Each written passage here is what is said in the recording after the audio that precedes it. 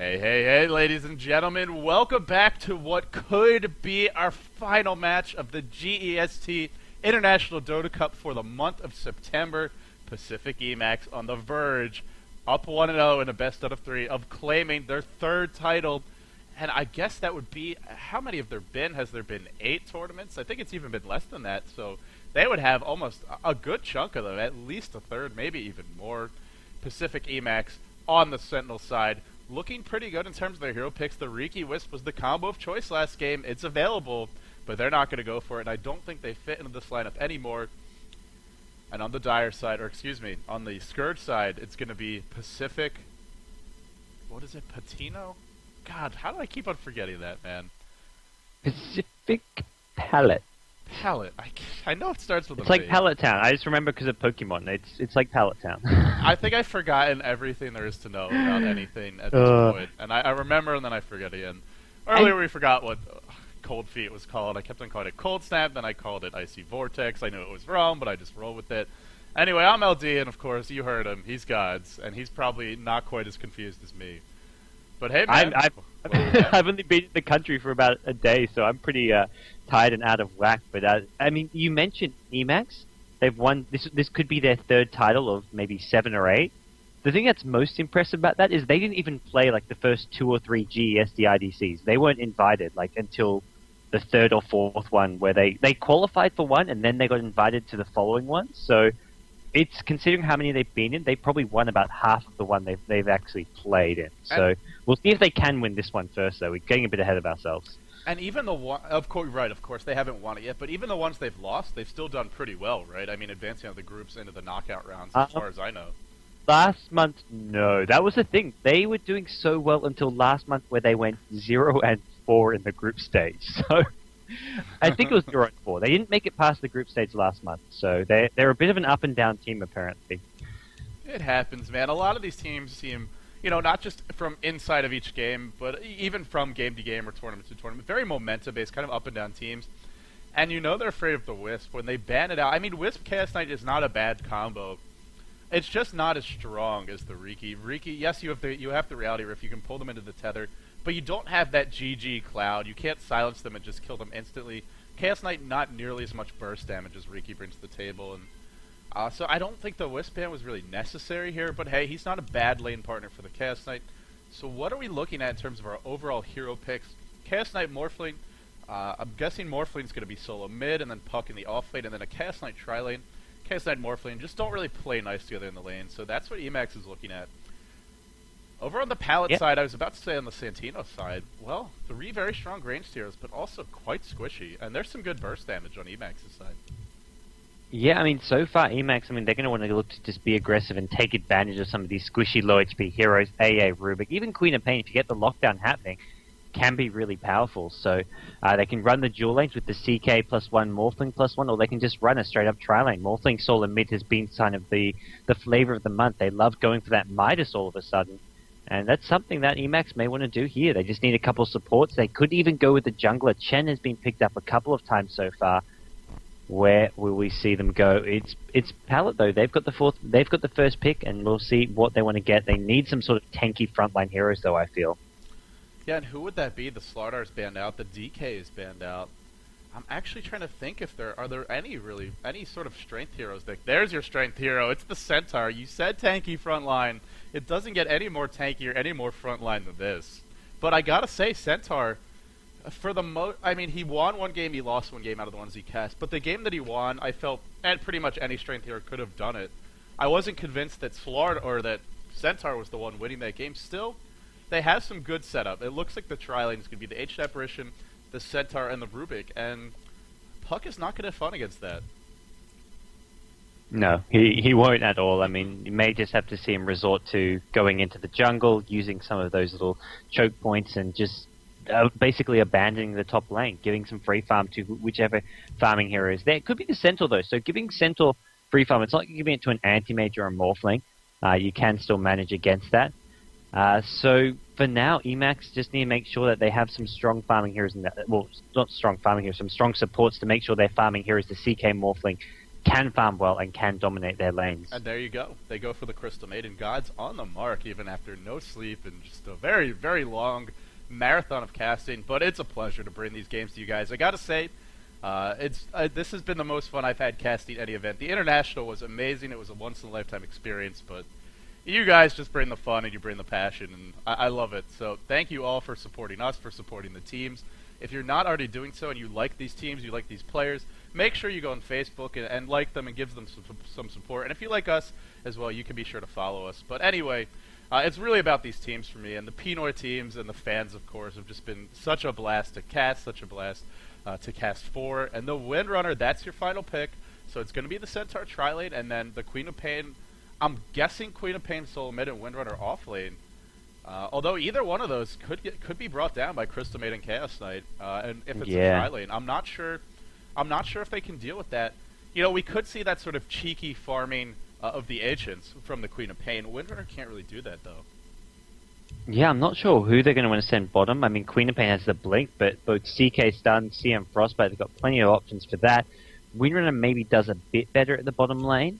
But no real clear options there. And Shadow Shaman last pick, that gives them some additional disables. So if they go tri-lane bottom, there's no way Queen of Pain's going to get a chance to blink away if they get that first stun off. Windrunner, I mean, even if you pop the Windrunner, it can be a Shackle, a Hex to follow it up. There's plenty of disables. Frostbite as well. This is not going to be a fun bottom lane. Maybe they go for the tri-lane versus tri-lane and try and match up the solo heroes, because this tri-lane of the EMAXX at bottom is going to be very scary. If this goes late, it seems to me like Palit, the only way they're going to win this late is with a really fat Queen of Pain. Maybe a fat Windrunner. Centaur is just so easy to kite him. There's so many disables. And, you know, even if he got something like a BKB, a big item like that, you know, he can still be kited. He's not particularly mobile. So I think they really have to, they sort of have to earn their keep here in the early to mid game. The tri-lane has to be effective. They cannot fall behind early. Or if they're going to, it's got to be Santino, make a huge impact. But you talked about it last game. You wanted to see him. Windrunner can be a strong hero, can have some impact, but not as much of a high impact here. Not as much potential to just take over a game and crush through your opponents as a clear like Queen of Pain. So that could be the difference this time around, giving Santino a hero that has a little bit more ability to control the tempo of the game, set the pace, and we have seen farm Queen of Pains. I mean, I'm flashing back to an Ethereal Blade and a Dagon 3, and the game is on pause, I didn't even realize it, from our Queen of Pain that we cast yesterday. So it can go pretty late, man, and Santino could be the player to bring it late. Yeah, Queen of Pain, Windrunner, I mean, this is not the worst options for them for a late game scenario. It's not going to be Centaur Warchief who carries at late game, so it's got to be those semi-carries. Centaur's more your tanky initiator. He may be getting a lot of farm. He can go for that Radiance build, but even with the Radiance, he's still not a really right-click damage deal. It's more just the AoE damage, the slow burning damage, and they need the Windrunner and the Queen of Pain to actually finish off those kills. So a lot's going to be relying on those heroes, and Windrunner not going to have a very fun or easy time at bottom lane. Ancient Apparition will try help him out with some early warding here. That's some risky walking through that jungle there, but he's like, okay. You know, we would never see this from any of the European or Chinese teams because you just know that hero's dead. Either that or they're going the other way. But hey, gets away with it there. I'm going to quickly introduce the players. Viabus going to be playing the Morphling, laning up against XL3 on that Windrunner with the GD picked up. Supporting him will be Don, who was pretty fun to watch last game. But wait for him right away. Is there a Frostbite?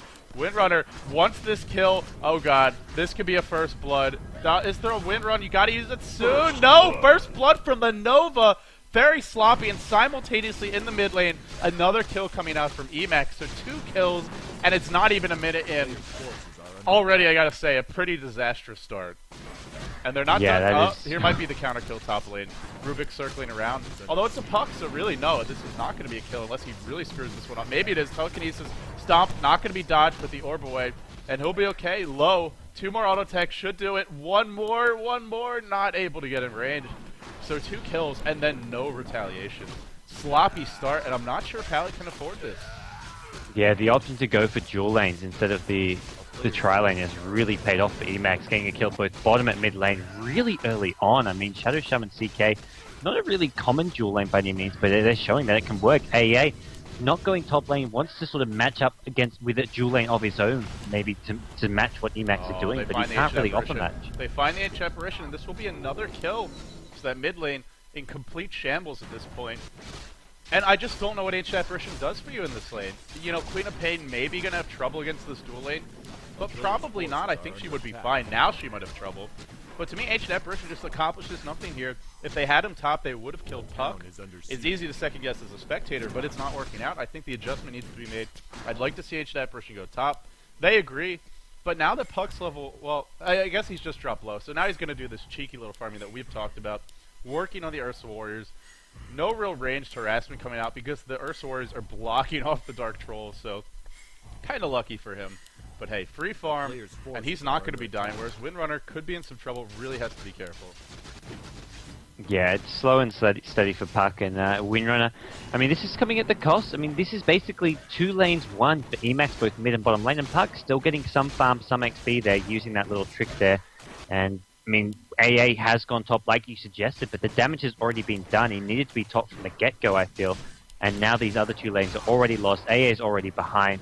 Puck, I mean, he's getting some farm at least. You know what I really would like to see as well is these supports pulling more. They're camping, waiting for Puck to show up, but Puck's not even there. And it's something we see a lot of from the Chinese teams, especially in Dota 2, is, the Ursas are dead, which means it's a rampaging army of troll warlords here, trying to harass down the Puck. The auto attacks come out. They do have a chance to miss. Phase shift dodging that. What nice little play. Puck's so good at this, I guess even better than Prophet. So smart, so cheeky, and 0 mana cost. This is real smooth, man. I'm very impressed. It's something you don't see this at all in Dota 2, even though I believe at least this is possible there. I don't know if some of those other spots exist, but I think this one does. Yeah, a lot of those spots must be. I remember, I mean, even back in Dota 1, I mean, even with some of the European teams, I mean, they'd use Queen of Pain to occasionally do like a gimmicky jungle Queen of Pain using some of those spots, but nothing on this same kind of level. Well, while I was busy admiring that jungle play, Windrunner went down bottom. That's what you get. That's what you get for trying to admire the finer things and not just tracking down those kills. Windrunner level 2, and CM already hitting 4. Level 4 CM, level 5 Morphling. Middle lane again, they go in the Queen of Pain. A 1-second stun, that's all they need. And this is a great lane to be bottle crowing in. Emax wants to save. They smell the blood in the water. They want to finish this off in a clean to a sweep. I gotta say, 5-0 in 4 minutes. They have the better late game. They have the supports that scale more, especially, I would say, the Shadow Shaman or the Rasta really scales well. And they're not losing any lanes. I guess you could say top is maybe a little bit of a loss. Centaur's free farming, but Puck's already level 3. He's still farming the jungle effectively. It's got to be a potent mid game here for Pacific, or for Palit, I should say. There's just no other way. They cannot try and go and get into a farm war with a hero like Morphling who's had this kind of a start. Yeah, especially Baibas, the Guava, on his Morphling. It's his sort of trademark hero. It's the hero where, when they first were winning GST, he was playing some fantastic Morphling play. In some games, they looked completely out of it till he came in with Morphling.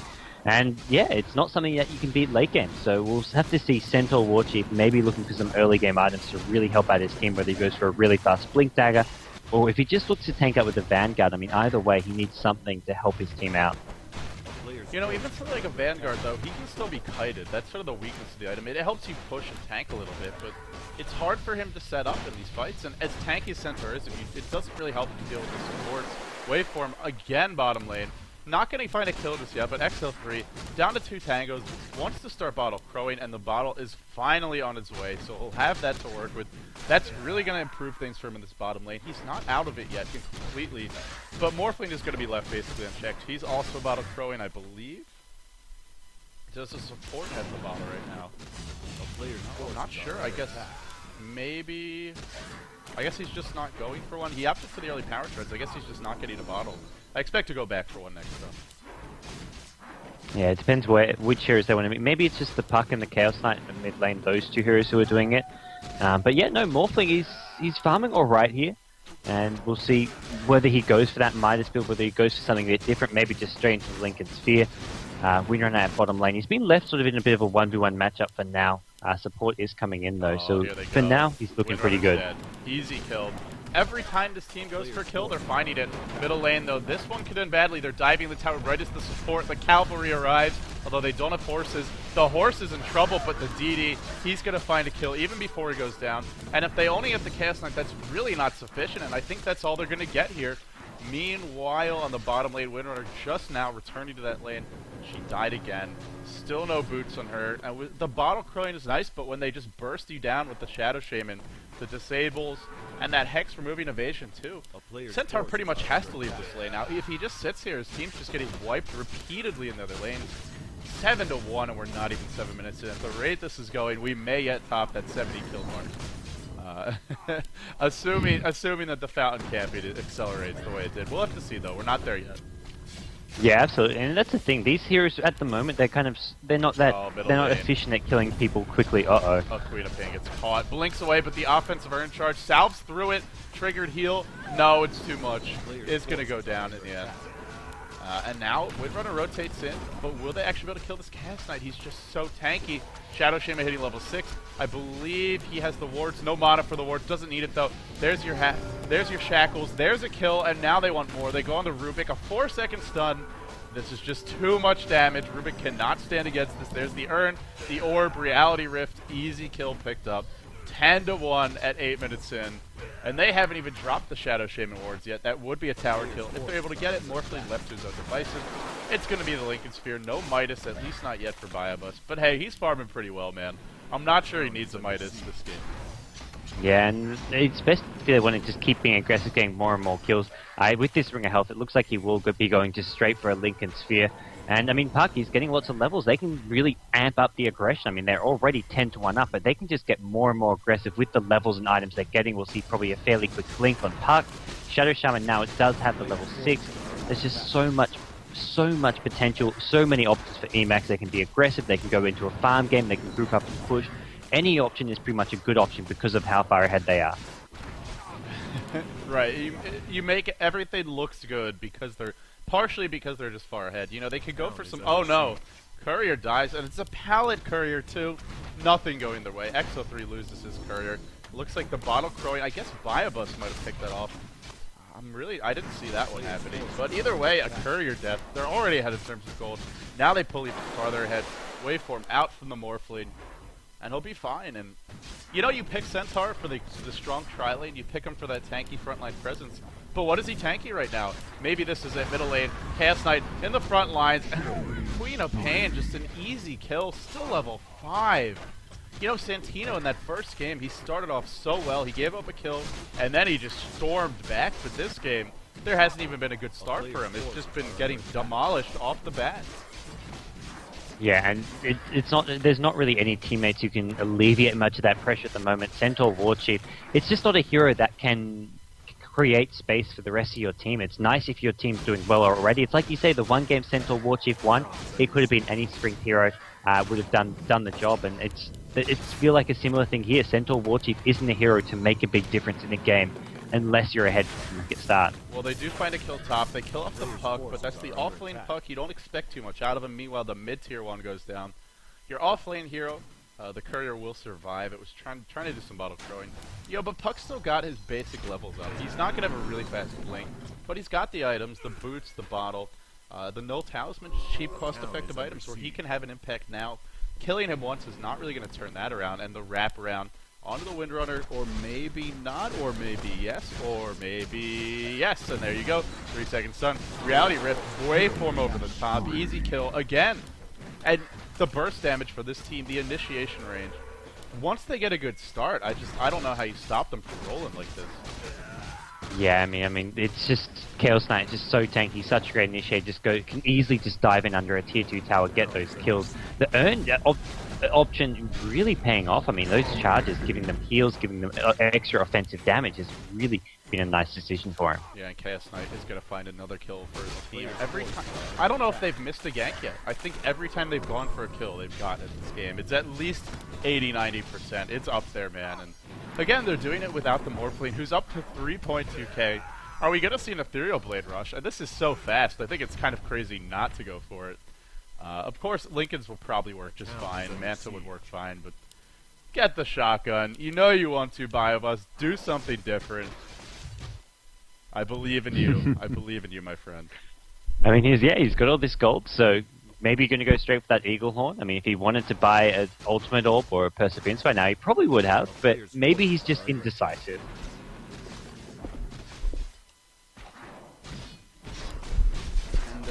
cat was acting up. Had to let her out. Sorry about that, guys. But we're back, and looks like we didn't miss any kills, so I chose a good time to let her out. And just look at the defensive posture from Pacific right now, just sitting really far back. 4 heroes smoked up. Now they want to go, but who do you gank? Morphling's a very difficult kill. The Chaos Knight is tanky, the Puck has his escape mechanisms, and the 2 supports are sticking with the team. They might find this Morphling, but it's going to be hard. A waveform out, and he's gone. He is able to start Strength Morphing. Do they have the burst damage? They do! They bring him down! Who am I kidding? That's a big kill. And did he buy anything before he died? No, still saying 3.2k, so whatever he's going for, they do slow it down. That's nice, but it looks like they're going to lose a tier 1, and if they try to go for the tower trade, gods, I think they're going to have to give up tier 2 as well, just because this bottom lane is not pushed down. But it is a kill on the Morphling, and if anything will get them back into the game, that might be it. Yeah, killing the Morphling helps them. I mean, that's a start. They need a few more of those, but just getting pickoffs here and there, that's where their lineup is going to work, and it's going to start any sort of a comeback here. It's still a trade. They're going to lose a tier 1 tower at top, and whether or not they can even get this tier 1 bottom is probably not going to happen. I'm not sure if they will. Puck spamming that orb through, just trying to remove the creeps. Yeah, they're not even damaging it. The push potential is just lacking. This is the beauty of the Shadow Shaman support, is he's a great pushing hero. Wards get dropped, now they're going to go to work with the tier 2. And the rotation, it looks like they just want to go for kills. But you give up this much gold, this much map control this quickly. And I don't know if kills are really going to bail you out. It's every tower kill you get, that's 5 kills worth of gold about. You know, unless you're adding some big streaks or something like that. So, gold-wise, it's just so difficult to come back. Yeah, and I mean, and a tier 2 tower at top dropping it. It was 2 towers. Morphling did go down, as we mentioned, but it's not enough yet. Morphling just going to go back to farming. May want to regroup up with his team soon, just because of the fact he can still contribute even without any items, just based on being level 10. He's got decent levels. He just needs to morph a bit more to strength, get himself some HP, and he can still help out. They're going to smoke up in this top jungle, try find some more pickoffs, and they've been finding these kills whenever they've wanted, basically. And it's the Lincoln Sphere. They just... it doesn't matter. He could have a full Ethereal Blade in 4 minutes. He's still going to build the Lincoln Sphere. Viabus, he loves his Lincoln Sphere. All the Pinoy players do. Hey, it works for them most of the time, so... can't question it too much. Looks like they want to set up a Morphling, but this time probably not going to find him. Queen of Pain might not be so lucky. Ooh, Blink's just out of range, but Chaos Knight, he is faster. He may be able to catch her. Juking into the trees. That Blink has a long cooldown. It's only a level 2 Blink, I assume. At most, it might, yeah, it's probably level 2 Blink. But yeah, she's just going to hide in the trees. Looks like Santino will be okay. Barely escaping. But just sitting there, you know, Queen of Pain, I said she can be high impact, or, you know, has more potential than Windrunner, but we're not seeing a high impact at all. In fact, we're just not seeing Santino able to do anything for his team. He's been shut down, and I'm not sure, he's knocked down, and I'm not sure he's getting back up. Yeah, that's the worry here. I mean, it's not just that he's been shut down, it's like, where's the potential for a comeback? We saw his Invoker have a terrible start, but they came back in that game. They had a real good chance because of the Anti-Mage, and the Anti-Mage just started wreaking havoc, but a hero like Centaur Warchief just doesn't have the mobility or the carry potential to do that, something similar. Oh, it's you know, they're getting outmaneuvered as well. It's just by the time they realize what's going on and the lane's getting pushed, they're on the other side of the map, they're farming together. The tower's just dropping really without even a, you know, they're falling with a whimper, no bang. They're just getting knocked down for free. No, and this is, I mean, they can go for Roshan soon, they can go for some more T2 Blink towers. Dagger on Shadow Shaman, jumps in, catches the Windrunner. Blink Dagger on your support Shadow Shaman in a dual lane mid, and what a time for a lag spike from Viabus, right as the massive fight breaks out. Lag, nag, lag, DC, Windrunner taking some damage, will fall. Crystal Maiden in trouble, Centaur, the big bad Centaur in the front lines, but it's a mega kill coming out for the Chaos Knight, and he's not done. He's almost got a BKB, 2 chops, and the Urge Charge, 1 more cleave, and this is a very dead H apparition. Cannot juke this, can't touch this, says the Rasta. Blinks in, drops the nuke, and Morphling could have joined the fight, but Viabus just decided to farm bottom. The Lincoln Sphere is up now. He can be so damn aggressive. I hate to sound depressing, I hate to sound like a broken record, but I'm not sure what else there is to say about this game except eMaxx just crushing. They're just destroying a team that looks very solid coming into this match right now. Palit, perhaps the lesser Pacific team. This has been a world-class act. I mean, Game 1, Game 2, I mean, eMaxx, I mean, they've really just been dominating throughout the entire GST IDC. They haven't lost a single game. They've They went through their group stage undefeated. They went straight into the round of 8, which they won. They won their semi-final, and here they are in the grand finals, up 1-0, looking to go undefeated in GES IDC. I think this is probably the first time a team has ever done that. Most grand finals have gone to 3 games, or often it's been a team in the grand finals who lost a game in the group stage. So this has been a team in complete control from start to finish from yesterday in the group stage. You know, and they're winning multiple ways. Last game we saw the Riki Wisp combo working very effectively. Seems like the dual lanes are a little bit more what they're opting for, you know, a bit different from the other Pinoy teams, but they're making it work in this grand finals. They are absolutely making it work. You know, even heroes that we don't see much of, Shadow Shaman, yes, a staple in the Chinese scene, often picked in the European scene and the, you know, especially North American teams in Dota 2, but we never really see him in the Pinoy scene. Uh-oh, Courier, Shackle Shot, this might be a kill on Hug or no. Is he really going to orb away? Come on, don't let him escape. Find something. Meanwhile, there's a kill bottom lane. Puck, Queen of Pain ult, just for that Puck, and they will get him. A very expensive kill. Santino's got to be on tilt at this point. Dropping the ult there, really not what you want to do, but hey, they get a kill. At this point, they'll take what they can get. But they do give up one in return. Yeah, it's really just take whatever you can get, even a 1-for-1 trade. Buy us whatever time you can to get a bit more items up, a bit more farm, and hope the next fight is on more even terms. And it's really hard to do that. I mean, these heroes are so under-leveled. Windrunner's level 7. I mean, that's a hero. You want to have the maxed out Shackle Shot and Power Shot at this point in the game. You just can't afford to have these low-level heroes. Morphin's got a Yasha. The farm from Biobus, to me, this might even be more impressive than the time we saw the really quick Boots of Travel and Midas coming out, because his raw creep score, 121 creeps in 18 minutes, this is really on par with pretty much any Chinese farmer. Now, granted, the lane went well for him, to put it mildly, but that's still a very impressive creep score, and constantly putting pressure on the lanes too, so he's not just sitting back and farming with the Lincolns, he's pressuring the lanes, requiring a response. You know, now he rotates mid, but he pushes lane and reminds you a lot of a Battle Fury anti-mage, but gets going earlier and has more impact in the laning stage. It's a different way to play Morphling from what we see in Dota 2, where it's almost always the shotgun, but it's similarly effective. Yeah, it is. I mean, you can scale well into the late game. The Ethereal Blade, I mean, if you're stacking too much magic Big damage, you can get countered by those BKBs. Dream Coil on a couple of heroes. Hug is going to dodge there. Nice job with the phase shift. The Ancient Apparition ult flies in, bottling up, trying to survive. Will escape, or will he? No, Rubik. Rubik wants to get him, wants to zap him, but Puck orbs out. Hug again, no phase shift this time. No escape for him. Finally, Queen of Pain going down. Wicked sick. 2 for 2 is your trade so far, but it just looks like all these heroes are probably going to melt in a few seconds' time. The Necronomicon already picked up. Is that Ancient Apparitions? No, who has that? We'll find out in a second. But either way, it's Centaur running. Horse versus Centaur. The Centaur is bigger, but the Horse appears to be stronger. Waveform in, another kill, and now it's Centaur who's about to drop. That's basically, I think that's 4 heroes dead. Maybe even a team wipe. And there you go. Rubik, I think, the only one who lived through this fight. Windrunner comes back. 4 heroes killed. A very chaotic fight, and that favors the Chaos Knight. And yes, I just went there. Oh yeah, and it's not just the Chaos Knight Morphling, all these heroes are so much more mobile, kiting around the Centaur. Like you said earlier, it's a hero who, I mean, you go for a Vanguard, you just don't have the mobility. You go for a Blink Dagger, you don't have the survivability. I mean, what's the lesser of the two evils? Either way, you're in a lot of trouble when you get this far behind. And eMaxx, with this Morphling getting very close to a Manta style now, in a great position to seal the deal. Maybe go for Roshan, take the Aegis soon. Although the Pinoy teams don't really like to go for Roshan and Aegis all that much. They're in such a decisively advantageous position. This could be, it's a pretty safe option. Yeah, it completely is. If they want to go for it, Manta style up on the Morphling. More big items for him. Just fighting the entire enemy team. Telekinesis back into Cold Feet, but no, he waveforms out. The Stomp just missing. Nothing will go their way. I believe Santino was about to drop the ult there, but he cancels the animation. And that was a very smart play, because even if that hits, I don't think Morphling is dying to that. Manta style up. Waveforms up to the high ground. Now going to farm some Ancients.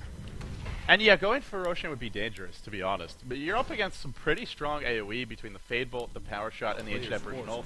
It could be a mistake, and Queen of Pain too, so it's just so much AoE. Not necessarily important to, or not worth risking it, and also like you said, it's just, they don't normally prioritize Roshan that much. They like to farm, they like to get kills, and it's working for them, so why mess with a good thing? Yeah, exactly. And I mean, the Morphling can just keep getting more and more farming up in safer areas of the map, farming ancients, farming neutrals, farming whichever lanes push out his way. They pushed out all their lanes towards Palit, so it does give them a bit of space to catch up and farm, but it also gives eMaxx complete map They catch the control. Morphling. Sonic Wave power shot by a bus gets melted up, but here comes a hasted Chaos Knight. Blinks in, drops the Reality Rift, now going to work, uses the ult, but that does remove the haste rune, so he's not going to be as fast, still giving chase, pulling in the Centaur again. Who needs Morphling when you've got Chaos Knight? Couple more right clicks and he'll get that kill, stolen by Dawn, the thief, the sneaky, slippery little Crystal Maiden, takes one that she was not entitled to. But that's okay. It shouldn't matter. The end. Puck goes in, drops the orb, silences two. Great individual play from Hug. He was the one with the Necro Book. For anyone who's wondering, I think I've clicked on him 5 times since then. But now I mention it. There's your slow. There's your orb. Chaos Knight in the back lines. Perfect positioning. The net closes. The trap is sealed. And that is a team wipe. A team wipe for eMaxx on the verge of winning this event. Winning the GST IDC September. It's not quite over, but 26-10, commanding lead at this point. The better late game, the more useful supports in the mid to late game. And this team will be the first team, if they win this, to win 3 titles. And like you said, they haven't even competed in as many as other teams. Yeah, this is very, very tough for Palit now. They're on their last legs. There's very little they can do. I mean, they're not completely out of this yet. They're going to have to look out to basically catch and capitalize on any mistake eMaxx want to make. eMaxx, though, they've got to be feeling this victory's close. Queen of Pain is dead. Queen of Pain will fall down.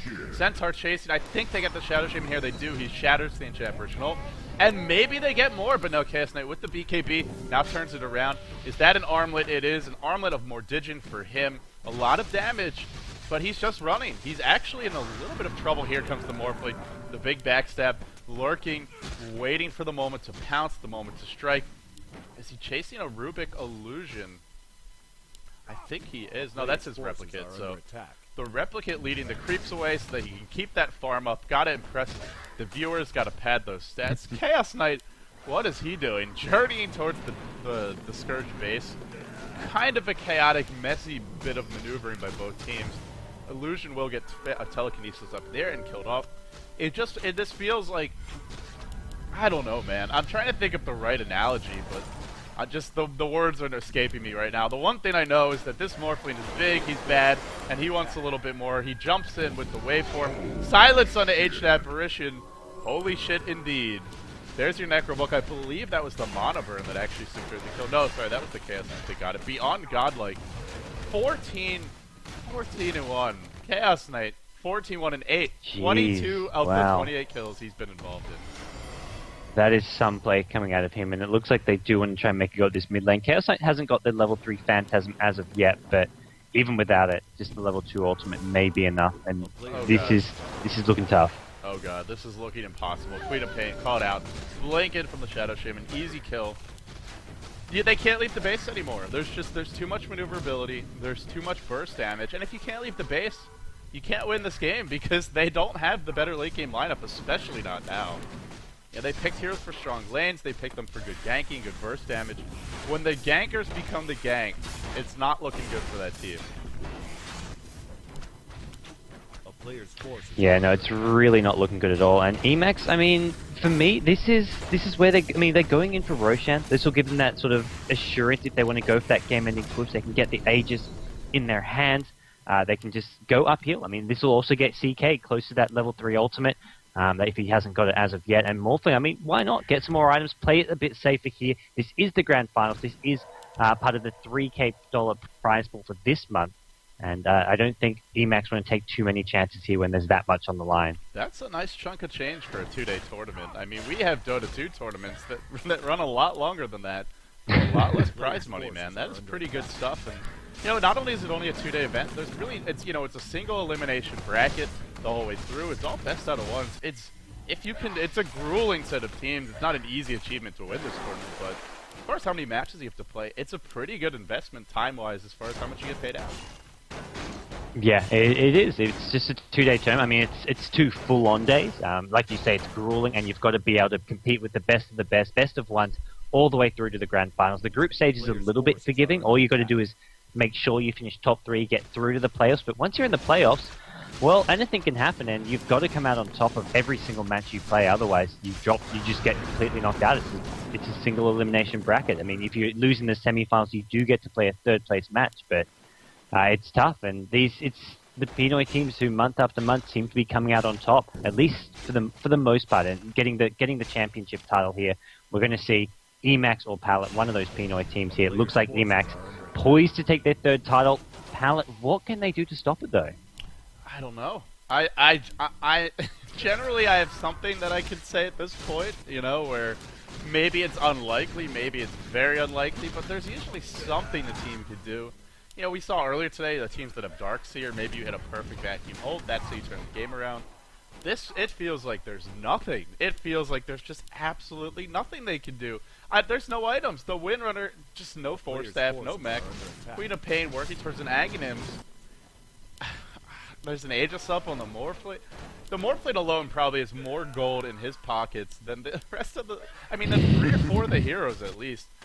I hate to talk like a game's over. And I really want to... It's a little bit deflating that after so many amazing games... I saw someone in the chat say worst GEST ever. And I mean, you clearly just tuned into this match, buddy, because this whole tournament has been amazing. So many great matches, but... sometimes finals, they have a way of disappointing a little bit. Well, the wards get dropped, eMaxx poised to go high ground, Shackle Shot not going to latch. In comes the Chaos Knight, Reality Rip, and this looks to be an easy kill waveform. Rubik's going to go down, the tower already destroyed. The Rack's chopped up, it feels very easy, it's very systematic, but it works, man. It definitely works for them. That $3,000, I was about to say 3,000 gold, it's all the same. Dota players at heart, dollars are gold to them, whatever the currency is. Philippines. It's not dollars, but whatever they're going to be paid out in, it'll be nice. And it looks like they're about to claim it. Ancient Apparition being driven out of his own base. He has no home here.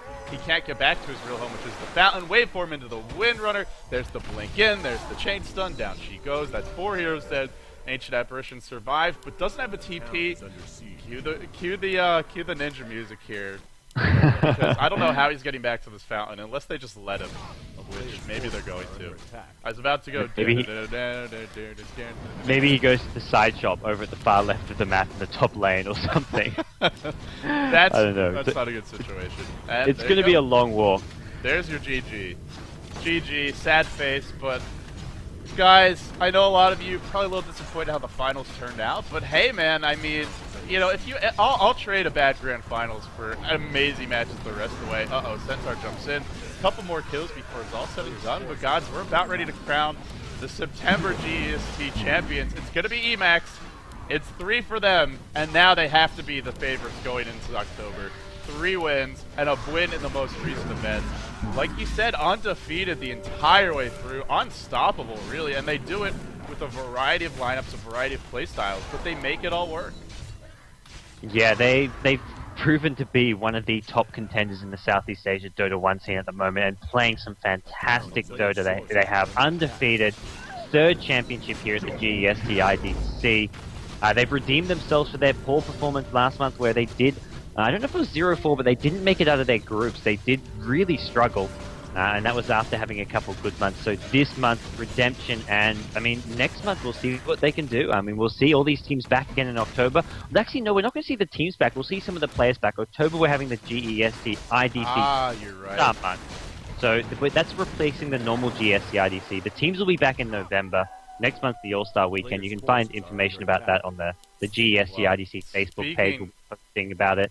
Speaking of October, the caster himself, GGnet Gods, the former professional player, will be duking it out in that All-Star tournament. In fact, he will be captaining the team, which apparently features Mushi. It features, I think he said Bimbo was on your team as well? No, I got Jules. It's going to be Jules, Bimbo's Mushi. captain of the other team, so it's me against Bimbo as captains.